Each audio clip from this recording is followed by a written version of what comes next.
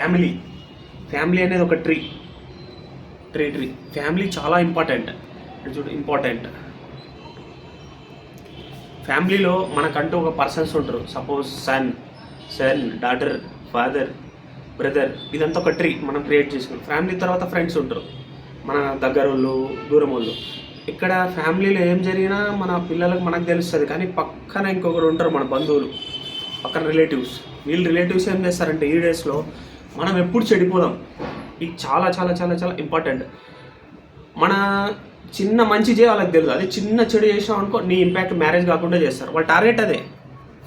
Family target ఏంది, మన బంధువుల టార్గెట్ ఏంది, మనల్ని ఎట్లయినా చెడగొట్టాలి.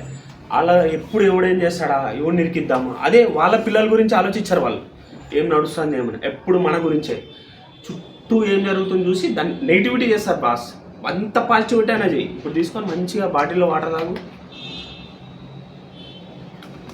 వాడు మందు తాగుతున్నా అని చెప్తాడు. That is relatives. ఎక్కడ రిలేటివ్స్ ఎప్పుడు నెగిటివే తీసుకోపోతారు.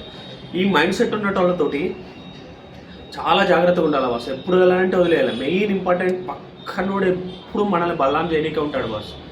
వాళ్ళు ఎట్లా అంటే తీసుకోపోయిన దాన్ని ఇంత చేస్తారు, ఇంత చేసిన దానికి వాళ్ళ కర్మ విల్ రిఫ్లెక్ట్ దట్. అది సెకండరీ మ్యాటర్. కానీ మనల్ని చెడగొట్టినోనికి మాత్రం చాలా ఉంటుంది. అందుకే పక్కన వాళ్ళతో చాలా జాగ్రత్తగా ఉండాలి. వాళ్ళని ఎంత తీసుకోవాలో అంతే తీసుకోవాలి. బ్రెయిన్కి చాలా ఇంపాక్ట్ పడుతుంది బాస్. Relatives main. మనల్ని చెడు కోరిన వాళ్ళకి ఖచ్చితంగా చెడు జరుగుతుంది but, but take it will time.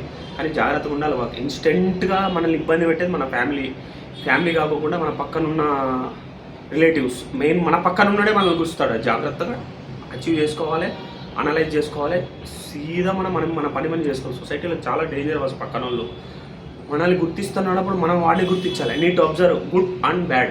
చాలా ఇంటెన్సివ్గా పోతేనే ఈరోజు లైఫ్ సక్సెస్ అవుతుంది బాస్. నీకు చాలా జాగ్రత్తగా ఉండాలి సొసైటీలో.